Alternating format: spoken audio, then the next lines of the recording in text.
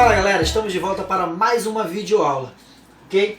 Ainda com o assunto ácidos nucleicos, só que agora nós vamos trabalhar o que? Transcrição e tradução, ok? Então vamos lá. Olha só. Galera, quando a gente fala de transcrição, o que é a transcrição? É a passagem da informação genética contida na molécula de DNA para o RNA mensageiro, ok? O que é que você tem que se atentar na resolução de uma questão, na hora da resolução, né, de um problema que envolva a transcrição? Toda vez que você tiver uma molécula de DNA, e aqui eu tenho as 4 bases nitrogenadas, guanina, adenina, citosina e timina, você vai passar essa informação genética para onde? Para o RNA mensageiro. E quais são as bases nitrogenadas do RNA mensageiro? Você tem citosina, uracila, guanina e adenina. Certo? Olha lá. Onde eu tiver guanina no DNA, eu coloco citosina no RNA mensageiro. Tudo bem? Onde eu tiver adenina no DNA, eu vou colocar uracila no RNA mensageiro. Onde eu tiver citosina no DNA, eu coloco guanina no RNA mensageiro. E onde eu tiver timina, eu coloco adenina. Se você se atentar e entender esse mecanismo, você não erra nenhuma questão envolvendo transcrição. Tudo bem? Olha lá. Quando tu tens uma molécula de DNA, tu vai ter 2 fitas. Qual das 2 fitas eu vou usar para formar o RNA mensageiro? Uma delas é chamada de molde e a outra é chamada de fita complementar. Tio, como é que eu vou saber qual é a fita, de onde é que vai? Normalmente na questão ele vai te dizer, essa fita ela é uma fita complementar. Ou às vezes ele te dá apenas uma fita de DNA. Então aquela fitinha ali, aquela cadeiazinha, você já usa, porque ela já é a fita molde. Ok? Mas se ele não der, e ele colocar números dos carbonos, se atente a isso. Sempre o sentido da transcrição, ele se dá no sentido 5 linhas, 3 linhas do carbono. Por quê? Porque eu tenho 2 fitas de DNA, elas são antiparalelas. Uma fita, ela está 5 linhas, 3 linhas, enquanto que a outra é o contrário. 3 linhas, 5 linhas, 3 linhas. Então o que acontece? Elas são antiparalelas. Você vai sempre usar a fita de DNA, 5 linhas, 3 linhas. Tudo bem? Olha só, aqui eu tenho as 2 fitas. Eu vou abrir. Essa fita aqui, eu não mostrei aqui, mas essa fita aqui é complementar e essa outra fita é a fita molde. Então, essa complementar ela está sendo repetida aqui, ok? E a fita molde ela vai estar bem aqui. Existem outras enzimas que participam, outros mecanismos que participam. A gente vai falar de uma forma bem simples, para facilitar a vida de vocês, que é o que vocês precisam nesse momento. Ó, aqui eu vou ter a formação do RNA mensageiro. Qual é a enzima que vai encaixando esses nucleotídeos? É a RNA polimerase. A polimerase faz esse processo. Olha lá. Onde tiver o T, como nós vimos anteriormente, eu coloco o A. Onde tiver o C, eu coloco o G. Onde tiver o A, eu coloco o U. E assim por diante. Olha lá. Aqui eu tenho GTC. Qual é a trinca que vai entrar aqui? Que trinca é essa? Ó, CAG. Aqui eu tenho, olha, AGG. Vai entrar o quê? Que códono vai entrar aqui? Se aqui eu tenho AGG, vai entrar o TCC. Olha lá. Certo? Perdão. Vai entrar o UCC. Tá vendo que às vezes até a gente confunde? Lembre que RNA não apresenta timina. No lugar dela é uracila. Perdão. Desculpa. Aqui, olha, eu vou ter CCT. Aqui vai entrar quem? GGA. Certo? Vai entrar o GGA. E aqui eu tenho CA. Vai entrar quem? O G e o U. Certo? Aí eu tenho a formação do meu RNA mensageiro. Ok? Esse RNA mensageiro ele vai sair do núcleo, ele vai para o citoplasma e essas 2 fitas que antes estavam assim, elas voltam a se encaixar. Certo? Quem faz isso? As polimerases. Ok? Com isso, tu tens a formação do RNA mensageiro e essa outra fita de DNA que foi utilizada para formar o mensageiro, ela é o quê? A fita molde. Se aqui tivesse o número dos carbonos, estaria 5 linhas, 3 linhas. Como a gente fala na genética, isso é o sentido da vida. Ok? Mais ou menos assim, ó. O DNA ele se abre, uma fita é utilizada como molde, a outra uma como molde, perdão, e a outra complementar, e ela vai encaixando, olha, a RNA polimerase vai encaixando os nucleotídeos do RNA mensageiro certinho com o molde do DNA. E a partir daí ela vai saindo e essa fita volta a ter, né, o formato de dupla hélice. E esse RNA mensageiro, ele sai do núcleo e vai para o citoplasma. Ok? Esse processo é a transcrição. Tudo bem? Agora vamos para a fase final dessa aula, desse conteúdo, que é o código genético, falando também da tradução, que é a síntese proteica, a formação das proteínas, que é o processo final do dogma central. Ok? Olha lá. Antes disso, tu tens que entender as chamadas propriedades do código genético. Entender as características dele para que você possa entender como é que funciona, né, o código genético. Primeira coisa, o código genético ele é lido sempre em trincas, ele é tríplice. Quer dizer, cada 3 bases nitrogenadas vai formar um códon, certo? Um códon. E esse códon ele vai ser responsável em formar um aminoácido. Ok?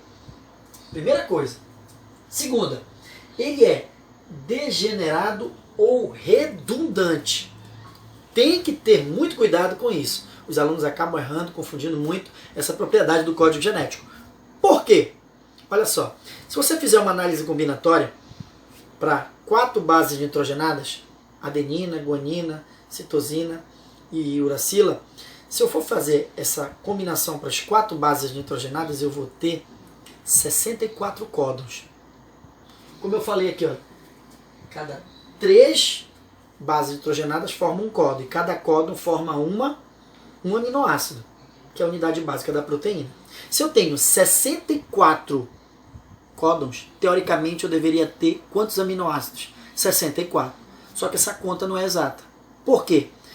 Eu tenho 64 códons para 20 aminoácidos, que é a outra propriedade. Quer dizer, mais de uma base nitrogenada, mais de um códon sintetiza o mesmo aminoácido, para bater a continha de 64 códons para 20 aminoácidos. Certo? Basicamente assim, ó. Olha, todos os aminoácidos, exceto a metionina e o triptofano, possuem mais de um códon. Quer dizer, mais de um códon sintetiza o mesmo aminoácido. A gente vai já ver posteriormente. Só que desses 61, o aluno tem que se atentar para 3. Esses 3 códons, UAA, UAG e UGA, eles são chamados códons de finalização. Eles indicam, certo, uma parada, quer dizer, o fim da minha proteína. Porque senão, o meu ribossomo lá, ele ia ler o meu RNA mensageiro até o final. Quando ocorresse a transcrição, ele ia até o final, ficaria muito grande, perdão, e ele ia produzir proteínas sempre imensas. E as proteínas, elas podem ter números variados de aminoácidos. Ok, meus queridos? Então, o UAA, UAG e UGA, eles não sintetizam aminoácidos. Quando eles aparecem, isso indica o fim da minha proteína. E a minha proteína sempre começa, pessoal, com a metionina. A metionina, ela é o códon de iniciação. Ela sempre começa com a metionina e sempre termina com um desses 3 códons aqui.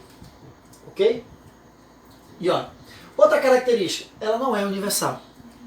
Muitos anos eles acreditavam que o código genético era universal, quer dizer, o mesmo códon que sintetiza um certo aminoácido numa planta seria o mesmo que sintetizaria numa bactéria, num animal, num fungo, num protozoário, num vírus. Só que os caras, eles encontraram algumas exceções. Alguns retrovírus, entre eles, por exemplo, o vírus da AIDS é um retrovírus, um exemplo de retrovírus, e alguns vegetais, e algumas proteínas da mitocôndria, elas sintetizam, certo, aminoácidos diferentes dos demais seres vivos comparado com aquele mesmo códon. Isso faz com que o código genético não seja universal. Quer dizer, o mesmo códon não vai sintetizar o mesmo aminoácido em todos os seres vivos. Eu tenho as exceções. Tudo bem? Mas vamos ver como é que funciona o código genético. O código genético, pessoal, um macete da tradução para que vocês entendam, é quando O RNA mensageiro, ele se encaixa no RNA transportador. O RNA mensageiro tem a informação genética. E o transportador, ele vai apresentar o quê? O aminoácido que vai formar a proteína. Quem que faz esse encaixe? O ribossomo, que é a organela que faz a síntese proteica. Tudo bem? Olha lá. Onde no RNA mensageiro tiver guanina, no transportador você bota citosina. Onde tiver adenina, no transportador vai encaixar com quem? Com a uracila. Onde tiver citosina, ele encaixa com a guanina. E onde tiver uracila, ele vai encaixar com a adenina. Lembre que agora é entre RNA. Ainda agora eu estava mostrando a transcrição que era DNA para RNA mensageiro.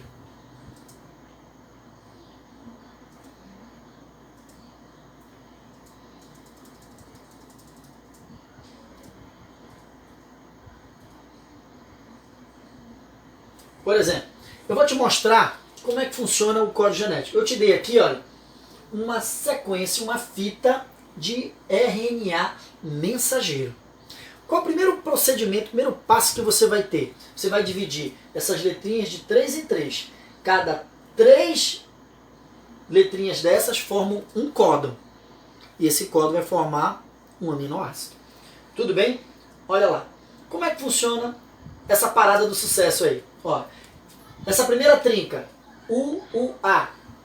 Esse UUA, ele vai ser o primeiro códon. E esse primeiro códon vai sintetizar o que, pessoal? Né? Esse é o códon do RNA mensageiro. O RNA transportador vai ser quem? AAU. Ele vem em caixa certinho. E esse RNA transportador, ele vai deixar o primeiro aminoácido. Aí você vai repetindo. Você pega, olha, o segundo códon, que é o CAA. Qual é o anticódon? O anticódon é essa trinca do RNA transportador que encaixa no mensageiro. Ela vai ser GUU. E ele vai deixar o segundo aminoácido. Aí lembre, entre os dois aminoácidos eu vou ter uma ligação, chamada de ligação peptídica. Essa ligação peptídica, ela vai unir dois aminoácidos. Certo? Por isso que as proteínas podem ser chamadas de polipeptídeos. Olha lá, terceira trinca, terceiro códon, CGA. Ele vai ter correspondente o anticódon GCU, certo? E vai deixar o terceiro aminoácido. E aqui eu vou ter outra ligação peptídica. E assim sucessivamente. Olha. Observem que isso vai se repetir. Certo?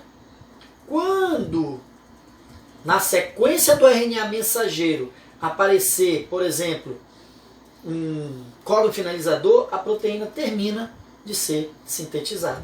E ela é liberada para atuar de acordo com a sua função. Ok? Observe que aqui, olha, para cada trinca eu tenho um códon. 1, 2, 3, 4, 5, 6, 7, 8, 9, 10 trincas, 10 códons. E eles deixaram aqui, olha, 10 aminoácidos. Aí no final, isso tudo se desmonta e aqui eu tenho a formação de uma proteína que vai ser liberada. Mas calma.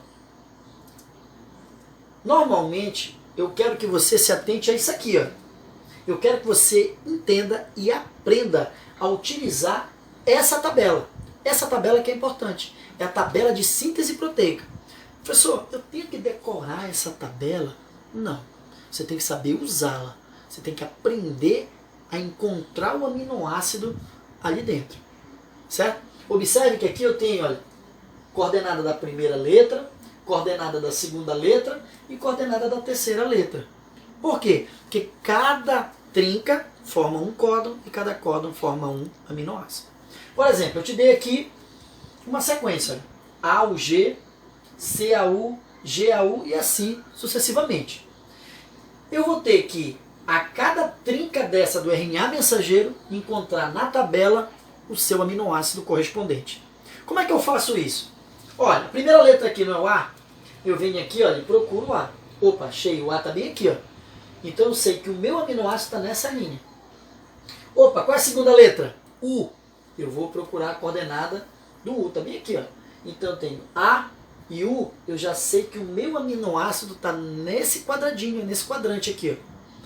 A terceira letra, tu tens que ter cuidado. Porque o G, olha, que é a terceira letra desse códon, ele se repete aqui, aqui, aqui, aqui. Eu tenho que usar a terceira letra na mesma direção, na mesma linha da primeira letra. Opa, qual é a primeira letra? O A. Então, o G que eu vou usar é esse aqui, ó. Aí eu venho A, U e G. Aí eu venho na linha certinha, olha. A, U, G. Qual é o aminoácido que eu vou produzir? Do lado da abreviação MET, de metionina, que é o códon iniciador. Olha, aí a metionina. Eu vou fazer a mesma coisa para os outros aminoácidos. Tudo bem? Para os outros códons. CAU. Bora lá. C, A, U. Aí eu venho. CAU. Aí eu tenho a histidina. Olha aí. Certo? E assim por diante. GAU. G-A-U. GAU. Aí eu tenho acho. Aragina. Aí eu tenho A-U-U. A-U-U. Aí eu tenho Fe, de fenilalanina. E assim por diante. Certo? Até que aparece, olha, um códon finalizador. U-A-A. Olha lá, olha. U-A-A. Aí eu venho bem aqui do lado dele, está escrito parado, olha. O stop.